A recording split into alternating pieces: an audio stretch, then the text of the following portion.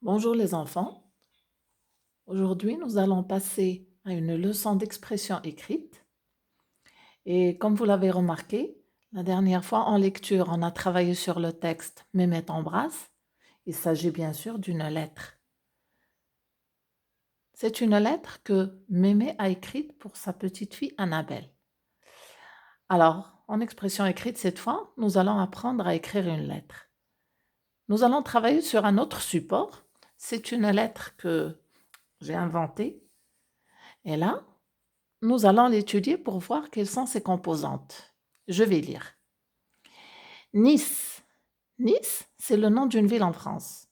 Nice, le 20 août 2011. Ma mamie chérie, hier, j'ai voyagé pour la première fois en avion pour rejoindre mes parents en France. Le vol s'est bien passé. Je n'ai pas eu peur. Nous avons survolé la mer, des montagnes et des forêts. J'ai pris des photos. C'était génial. Je t'écrirai pour t'envoyer d'autres nouvelles ainsi que les photos de mon voyage. À bientôt, Selwa. Donc, là, il s'agit d'une lettre que Selwa a écrite pour sa grand-mère parce qu'elle a dit ma mamie chérie. Donc, ici, en bas, nous avons ce qu'on appelle la signature et là, on met le nom de la personne qui a écrit la lettre. Ça s'appelle l'expéditeur. L'expéditeur. Ou bien l'expéditrice, puisque c'est une fille. À qui elle a écrit? Elle a écrit à sa mamie chérie. Sa mamie chérie, on l'appelle la destinataire.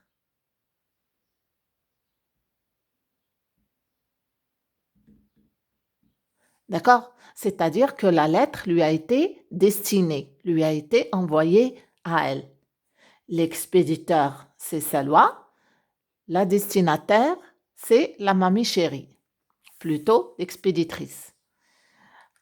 Alors, donc, une lettre personnelle, parce qu'on l'appelle une lettre personnelle. Pourquoi personnelle? Parce qu'elle est écrite pour un membre de la famille ou bien pour un ami, d'accord? Ou une amie. Ça s'appelle une lettre personnelle. Alors, j'ai encadré les différentes parties. On va commencer par le lieu. Le lieu, c'est le nom de la ville dans laquelle habite ou bien dans laquelle se trouve l'expéditeur, c'est-à-dire Selwa. Elle se trouve à Nice. C'est une ville en France. Alors là, nous avons le lieu et là, nous avons la date. À côté du lieu, on met la date, le 20 août 2011. Le mois d'août, c'est bien sûr en été. Donc, c'est pendant les grandes vacances d'été. Ma mamie chérie. Là, nous avons l'appellation, la formule d'appellation. On appelle ça la formule d'appellation.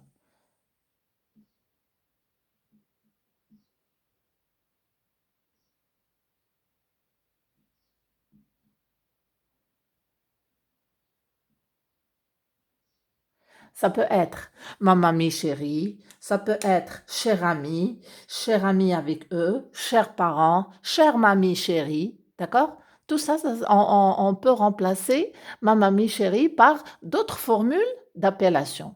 Alors, elle peut dire aussi chère mamie, ma très chère mamie, pardon.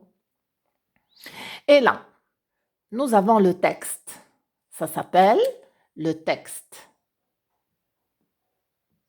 Le texte, c'est le corps de la lettre, dans lequel elle donne toutes les nouvelles qu'elle veut donner à sa mamie. Elle lui a dit, hier, j'ai voyagé pour la première fois en avion pour rejoindre mes parents en France. D'accord? Donc, elle a voyagé toute seule en avion et c'était pour la première fois. Le vol, c'est-à-dire le vol de l'avion, s'est bien passé. Je n'ai pas eu peur. Nous avons survolé, c'est-à-dire ils sont passés au-dessus. Nous avons survolé la mer, des montagnes et des forêts. Et c'était la première fois qu'elle voyait le monde d'en haut. J'ai pris des photos. C'était génial. Je t'écrirai pour t'envoyer d'autres nouvelles ainsi que les photos de mon voyage. D'accord? Donc là, vous avez le mot nouvelle. On écrit à quelqu'un pour donner de ses nouvelles. D'accord?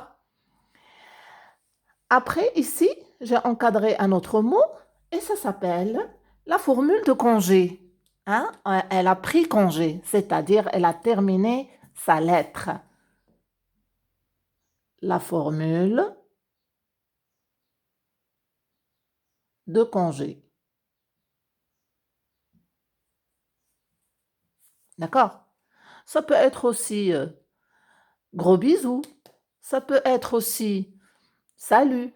Ça peut être aussi à la prochaine. D'accord? Il y a plusieurs formules de congé. Et là, l'expéditeur ou l'expéditrice a signé de son prénom. Ça s'appelle la signature. La signature. D'accord? Très bien. Alors, donc voilà tous les éléments de la lettre. Il est possible qu'elle ait oublié de parler de quelque chose dans sa lettre, hein, et qu'elle se soit rappelée à la fin. Elle peut mettre ce qu'on appelle un post-scriptum, c'est-à-dire vers la fin, avant de mettre la signature, elle va écrire PS, c'est-à-dire post-scriptum.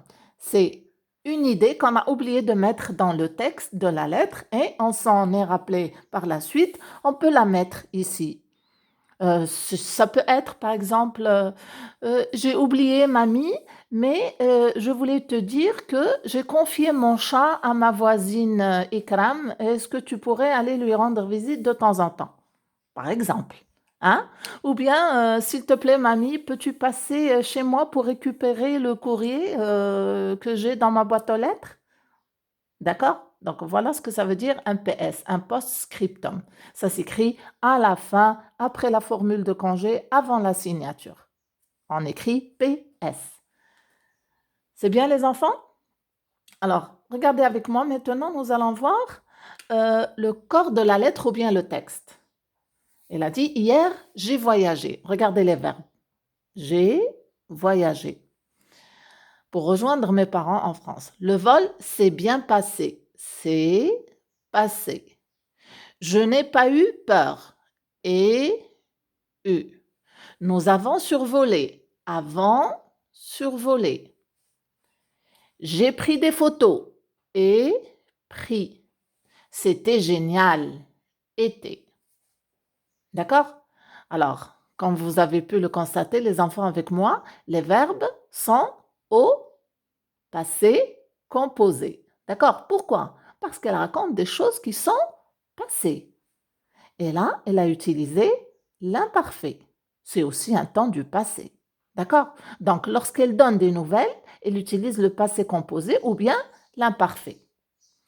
Mais regardez là, dans cette partie du texte, elle a dit, je t'écrirai pour t'envoyer d'autres nouvelles. Ça, ce n'est pas encore passé. Donc, elle parle dans le futur. Je t'écrirai. C'est le verbe écrire. D'accord? Pardon, au futur. Là, nous avons une terminaison du futur. Je t'écrirai dans le futur pour t'envoyer d'autres nouvelles ainsi que les photos de mon voyage. D'accord, les enfants? C'est bien.